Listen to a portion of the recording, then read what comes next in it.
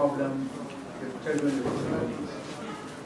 And all of the children, able-bodied children, are able to get to school and to get back home on a daily basis. This is not so with children with disabilities.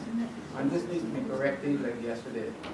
So more resources, more money needs to be put into special education generally, and in particular the transportation problem needs to be solved.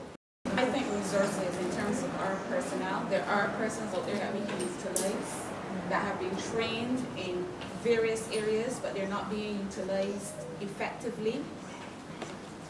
I want to a take-home message from Keisha. What I kept hearing was early intervention.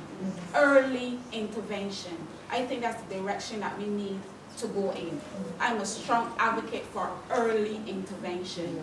What are we going to do? How can we push those in authority to activate early intervention and use the resources that are there that are not being utilized in terms of personnel? Because we do have personnel within the island. How are we going to activate them? How are we going to give them that nudge, that push?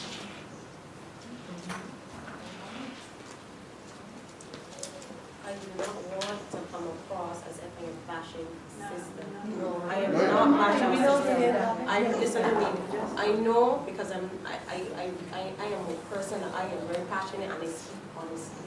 And because of how I speak, it may be interpreted sometimes the wrong way. I understand there are persons who are very passionate. You seem to be a very passionate individual. And I'm not saying I don't know the other individual, but she speaks with passion. But understand my struggles, and I am all I see. Early intervention, and you know what is our biggest problem? We need to communicate. We cannot feel that we are the teachers, so we know more, and how dare you as a parent tell me what to do. You know what? We need to communicate. I can't think, you know what, I know my child best. We need to communicate, and communication, I think, is key. We need to set aside all the I think I'm more than you, or I think I'm more, my opinion is better than yours. Set aside all that, because at the end of the day, it's the child. It is that child. We all have biases that we do not recognize or do not want to be honest enough to say, well, these are biases within the system that cause the system not to function outside of all the parameters already affecting its efficiency. We need to set those boundaries off and go forward, and not just talk it, just do it. It's unfortunate that I'm hearing persons saying that legislation will not do it. I want to inform this body right here now. I want to challenge you to Google Brown versus the Board of Education. Oh, yeah. What happened is that it was legislation that has put United States of America where there are no limitations to their children with disabilities. It was parents who challenged the system because legislation was there. If we continue to say in this barbarous that legislation will do it, the people that have to pull their pockets when we pull legislation are laughing at us. Let me tell you something. Brown versus the Board of Education shows that. Okay? Next thing, policy informs legislation. Up to now, we are waiting for a special education policy in this island. Since I was principal, there were 2 attempts to get a special education policy past the Minister of Education. It has to pass the Minister of Education before it gets to the cabinet. That's right. That's how legislation is formed. On both occasions that I am aware of, and I would have seen draft copies, it has never, none of the 2 efforts has ever gotten past Minister of Education for whatever reason, which means it cannot get the cabinet. I'm saying to you that internationally, all over the world, legislation is informed by special education policy.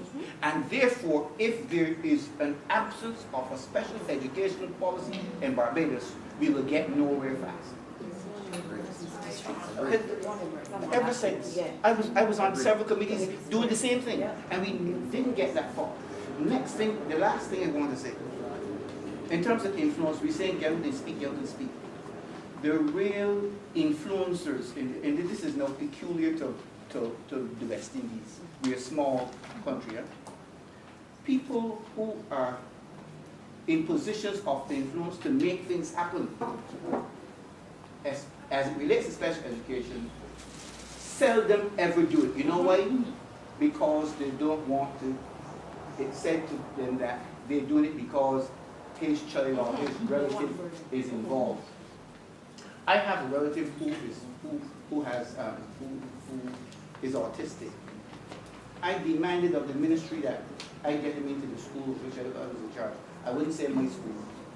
But I said to them, if I've been working with these children all the years, and one of mine has a challenge, I want the opportunity to help him in the school which I'm in charge. We had persons at the level of chief education officer. We had people at the level of attorney general. We had people at the level of deputy chief education officer who had children with challenges, severe challenges. And when you ask them why they don't touch it, they say, Mr. Strong, I don't want anybody to say that I'm pushing this because of my child. That is the context of what is happening in third world countries. It's not third world countries, small countries, they say the place too small. He doing that, she doing that because of the child. And those people who really can do it, I'm telling you what I know, I've gone through this for years. These people just sit back and hope that someone else does it because they don't want to do it, although they're in the best positions to. On the other hand, I will draw your attention to Margaret Wills, who was on the secretary under Reagan. She's the person who, behind the scenes, pushed so that we have the adult Individual Disability Education Act. A lot of people feel it was Margaret Wills, a parent of a child who's severely autistic, who pushed that from behind the scenes. So I am saying to you, people who continue to talk about not having legislation, it pains me. Because right now, the last thing I'm going to state to you, you can check it yourself. The Education Act says, when it comes to the 1.5 page on disabilities in the Education Act, it says the minister may. Yes. On all, it says the minister may. In other instances, it says the minister shall. Ask any leading attorney in this country the significance of that. And he will tell you, when it says the minister shall, and it doesn't happen, you can take it to court. When it says the minister may, you can't do him a push. You can't go anywhere with it. We need to ask that when they revise the Education Act, person with council, with disability, all these people, all these fragmentations we have in disability, if there's one thing they need to get together on, is they need to get together and say, listen, we need you to do something about that one little word in there. And that Education Act where it says the minister may. I thank you, ladies and gentlemen. I just want to end by encouraging the schools. Miss Chris, your son needs your passion. I remember when I was a strong advocate. For years I was a strong advocate, part of all those things, the white paper and the green paper and all of that. But you get old. and you're trying, and when you're a child, when you learn your child, you think that over the years you learn your child, so you kind of, you know this person. It doesn't mean that everything is good with him, but you know him and you can manage. So we need parents like you who have all the passion, all the energy to keep fighting for your son. So I did some, and then I stopped because of my age and my experience and my son. And now it's your turn to keep passionate and so on for as long as you can and being an advocate for autism. So I just want to encourage you to do that. This afternoon has been very informative and educational for me because I've been teaching at Alpha Lap in section, Alpha Lap Primary Passage Road, 15 years, well, it's 16 years this year. Well, because we have a roll of just 200 and something, we started this year with 5 kids, and today we have 200 and something. We don't see all of these situations that you may see in the wider educational society. So it's been very informative. But what I can say is one thing we teach our children, I'm not saying our children are saints, okay, first thing first. Children will be children, okay? But one thing that's very important is that before we say we need to educate all the teachers, we need to educate parents, and everything. But where do we all start from? Don't we all start from being babies? So the first thing I think we need to do as human beings is to educate our kids that regardless of color, religion, race, whatever, we are all one. And once we understand that, then whether you have disability A, B, C, whether physical or mental, then you learn to accept and it becomes a lot easier. And I agree a lot with what, I really sympathize with you. I mean, yeah, Kristen, you've been through a lot, and I know it takes a lot because with me, as my things that if I need my things, okay, this week I'm teaching, let's say, percentages. Monday to Friday, the percentages. Every Friday evening, you don't know it because I teach class 4. You're coming to my house on Saturday and Sunday because that's how I am. I have to make sure my common entrance come, my kids get results. You understand? So that's really good. But of course, you're not going to find every teacher. So maybe that situation you had with that senior teacher wasn't.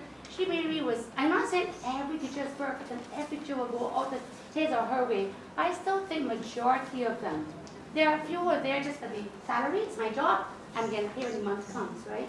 But I still think, because as I was speaking when we were talking, when Ms. Hill said, we don't term them as our students, but I said they're my children. Because I say, you know what? Because we call teacher Appa. I said, Appa is so old. Appa has so many grandchildren. I said, Appa, are your grandchildren? You only have a 4-year-old and a 7-year-old and an 8-year-old. You know grandchildren. I said, what about all those who went through my hands and today are married, I have 2 or 3 kids. But they're my grandchildren. Even literally, I haven't born them. But I mean, what's like to have a child with you for a year, every morning from 9 o'clock till 2:30? You become so attached to that child.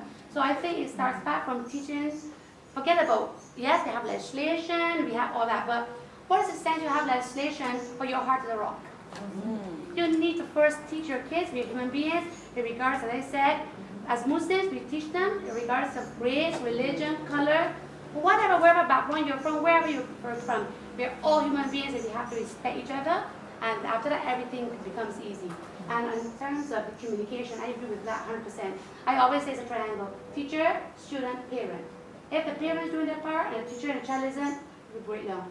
Or if any of these compartments aren't working, they will be breakdown. So communication is important. And maybe, yes, we do have parents coming in twice a week who help with reading programs. So maybe if that school that your child attended, they would have allowed you to, but I do understand the situation as well, because yes, we are willing, but then only they know what they are going through on a daily basis. And even we say on 7. But 7 of those kids to deal with at one time, it can't be an easy task. So I do sympathize with you, but I do agree with communication. It's very vital. And most of all, the basic thing I think we need to do is teach our kids from as young as they are that we're all human beings and we have to accept each other, regardless of whatever disabilities, whether physical, mental, whatever. And once that is there, everything becomes easy. Like for me situation, how could a person pass and not know his cane? I mean, are you not a human being? So I think that's what really it is. I thank you very much for inviting me. For me, it was very educational. Because you highlighted a lot of things that I've heard, yeah, it happens here, but it's not in perspective. So you've done a lot for me. Thank you. Okay. Connie, do you have anything you want to say? One thing I would say is we need more LSA preparation. Because I was placed in school with teachers that would say they didn't have a clue what they were doing. Not that they didn't know how to teach or anything, but I mean, how to handle somebody that you would say need extra attention. But not only teachers, but children also. Because they thought that I had the weird questions like, hey, do you bathe yourself? Do you feed yourself? But they didn't understand that I'm just normal like them, that I can do anything that they can do. So I would say you need to, before you put the child in main school, you prepare the teachers and educate them